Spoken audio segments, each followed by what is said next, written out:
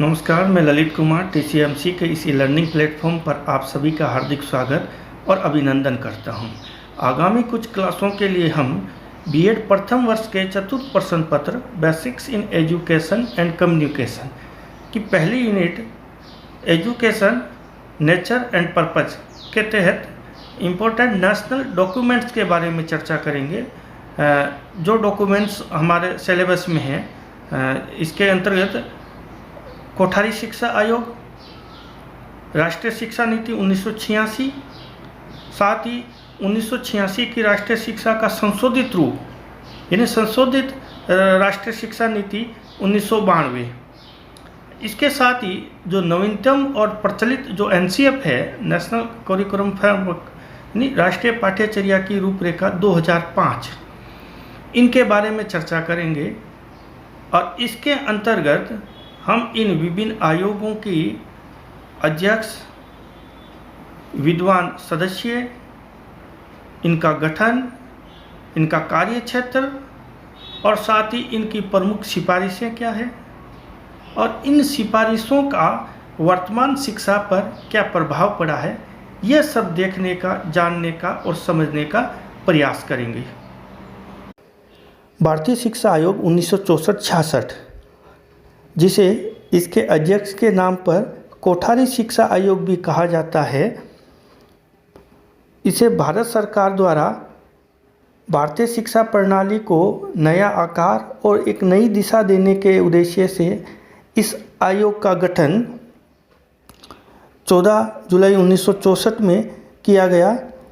इसके अध्यक्ष भारत के एक प्रख्यात वैज्ञानिक और शिक्षाविद, राजस्थान के उदयपुर के मूल निवासी डॉक्टर डी.एस. कोठारी, जिनका पूरा नाम दौलत सिंह कोठारी था, की अध्यक्षता में गठन किया गया।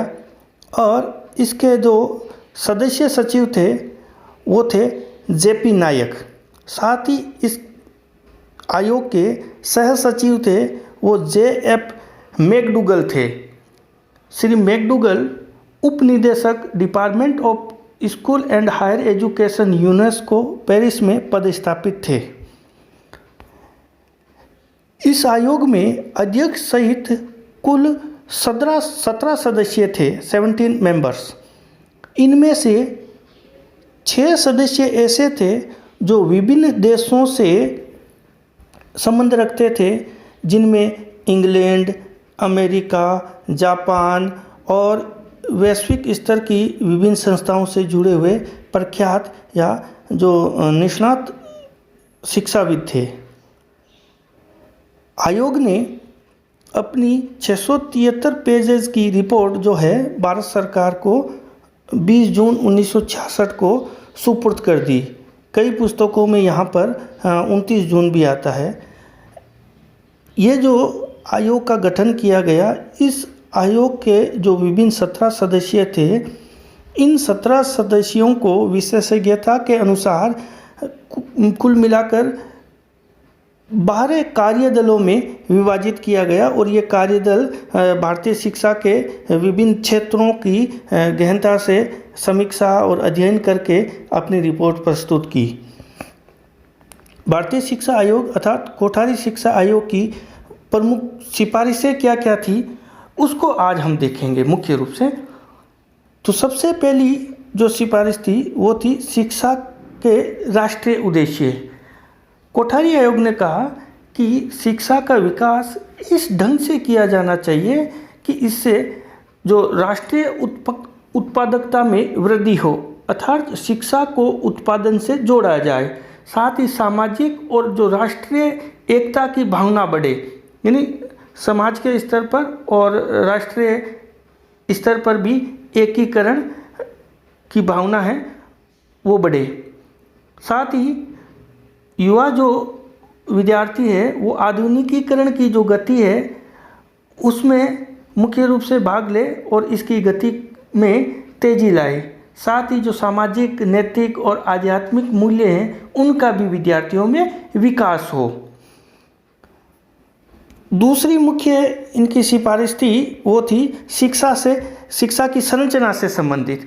तो आयोग ने शिक्षा की संरचना या उसके ढांचा, इंफ्रास्ट्रक्चर के बारे में क्या कहा, तो आयोग ने शिक्षा की गुणवत्ता बढ़ाने के लिए जो वर्तमान शैक्षिक ढांचा है उसमें ऊर्ध्वगामी परिवर्तन करने के सुझाव दिए। आयोग ने 1 से 3 वर्ष तक की जो पूर्व प्राथमिक शिक्षा, 10 वर्ष की सामान्य निर्विकल्प शिक्षा, 2 वर्ष की उच्चतर माध्यमिक शिक्षा तथा प्रथम उपाधि के लिए यानी डिग्री कोर्स के लिए त्रिवर्षीय उच्च शिक्षा रखने का सुझाव दिया।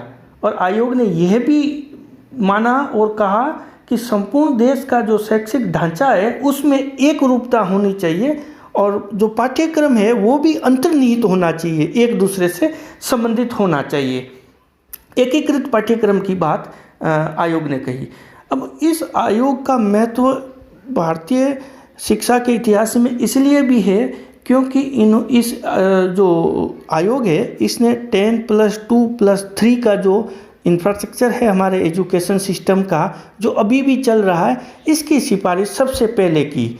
और जो 1964 का शिक्षा आयोग है इसकी प्रमुख सिफारिशों को मानते हुए और इसी के आधार पर अर्थात कोठारी शिक्षा की जो प्रमुख सिफारिशें, सुझाव और संस्तुतियां हैं उसके आधार पर स्वतंत्र भारत की सबसे पहली या प्रथम जो है शिक्षा नीति प्रस्तुत की गई। तो भारत की पहली शिक्षा नीति राष्ट्रीय शिक्षा नीति 1968 की जो निर्मित हुई उसमें सर्वाधिक योगदान है वो कोठारी शिक्षा आयोग या भारतीय शिक्षा आयोग 1964-66 का है। नेक्स्ट देखते हैं आयोग ने अध्यापकों की दशा से संबंधित क्या क्या बातें कही हैं।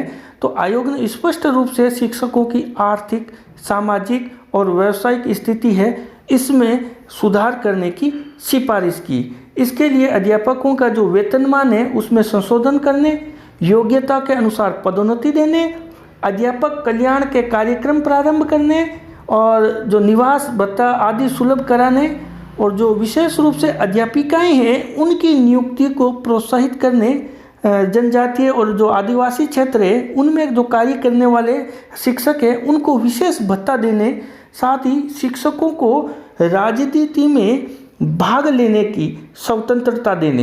ये बात महत्वपूर्ण है कि शिक्षकों को राजनीति में भाग लेने की छूट देने की बात आयोग ने कही है।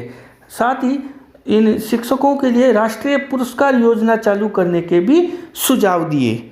देखते हैं टीचर्स ट्रेनिंग यानी अध्यापकों के प्रशिक्षण से संबंधी आयोग ने क्या क्या संस्तुतियाँ या सिफारिशें की है।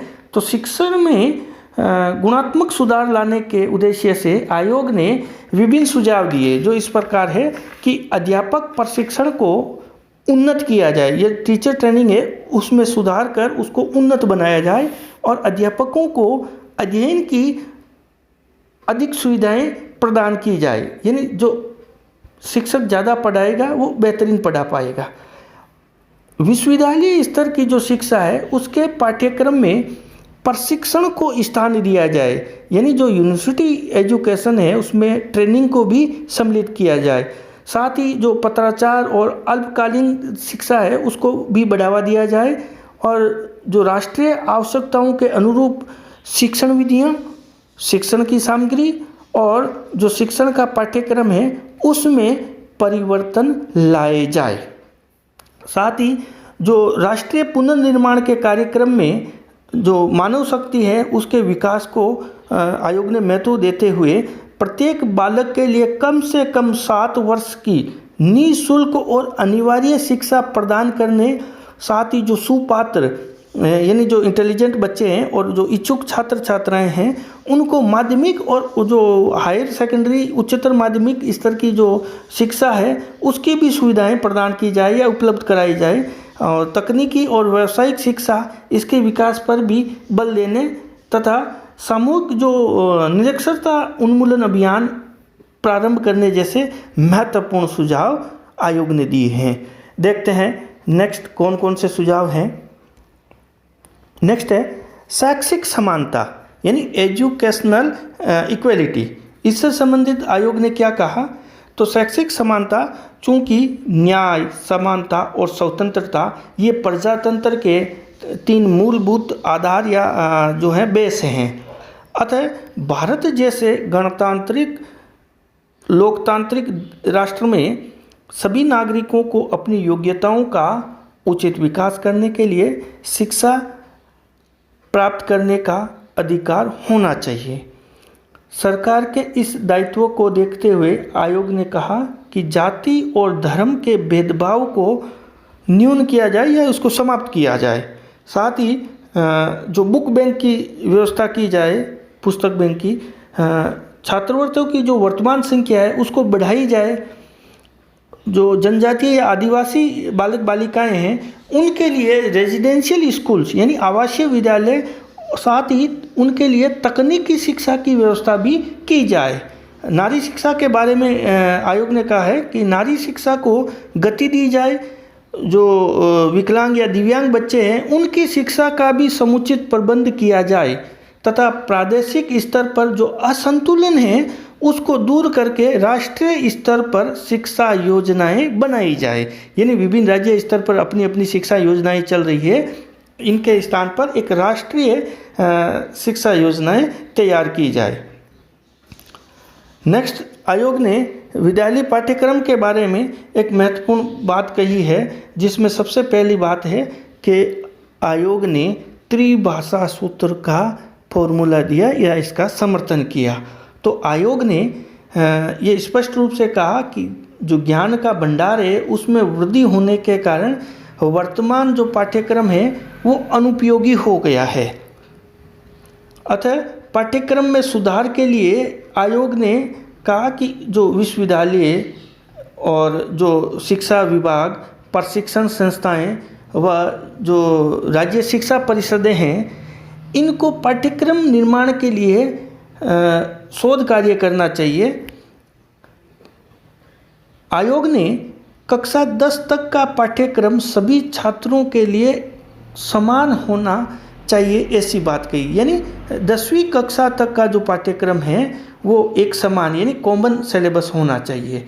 स्कूलों को अपनी आवश्यकताओं के अनुसार पाठ्य वस्तु बनाने की छूट होनी चाहिए। यानी स्कूल अपने स्तर पर कंटेंट तैयार कर सकती है। ये त्रिभाषा के सूत्र से संबंधित आगे हम देखेंगे। कक्षा 1 से 4 तक मातृभाषा या प्रादेशिक भाषा और कक्षा 5 से लेकर 7 तक 2 भाषाएं, ये 2 भाषाएं हिंदी, अंग्रेजी, उर्दू, सिंधी, गुजराती, तमिल किसी भी रूप में हो सकती है। साथ ही कक्षा 8 से 10 तक त्रिभाषा का सूत्र यानी 3 भाषाएं अनिवार्य रूप से बच्चों को पढ़ाई जानी चाहिए। पाठ्यक्रम में जो कार्यानुभव और समाज सेवा है उसको भी स्थान दिया जाए तथा छात्रों को नैतिक और आध्यात्मिक शिक्षा प्रदान की जानी चाहिए।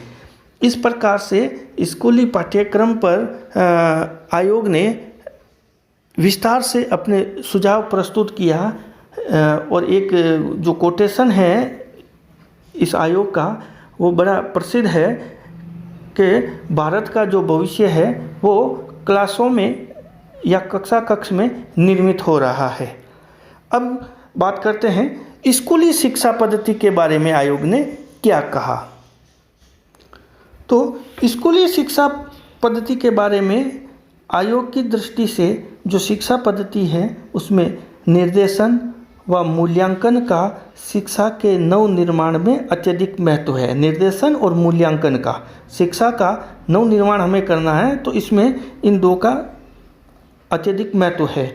आयोग ने इस संबंध में सिफारिश की कि जो उत्कृष्ट पाठ्य पुस्तकों व अध्यापन सामग्री की व्यवस्था भी की जानी चाहिए। निर्देशन और विचार विमर्श को शिक्षा का एक अभिन्न अंग के रूप में लागू किया जाना चाहिए या अंग बनाना चाहिए। यानी निर्देशन भी हो और उसमें विचार विमर्श को भी स्थान दिया जाना चाहिए तथा जो मूल्यांकन है उस मूल्यांकन को शिक्षा प्रणाली का एक अंतर्निहित अंग बना देना चाहिए। आयोग की और कौन कौन सी सिफारिशें हैं उनके बारे में हम अगली क्लास में चर्चा करेंगे विस्तार से। और अब एक मैं फ़ोटो प्रस्तुत कर रहा हूं जो इस कोठारी आयोग के समस्त सदस्यों की लिस्ट है, आप चाहे तो उसका स्क्रीनशॉट भी ले सकते हैं। और ये कौन कौन से देश किन किन संस्थाओं से जुड़े हुए हैं, इनकी विद्वता क्या है, सारा इसमें दे रखा है। ये 11 सदस्यों की पूरी लिस्ट है। तो इस प्रकार से आज की क्लास में इतना ही। नेक्स्ट क्लास में आयोग की विभिन्न जो संस्तुतियाँ हैं, सिफारिश और सुझाव है, वो कौन कौन से हैं, तो उनका भी विस्तार से अध्ययन करेंगे। तब तक थैंक यू।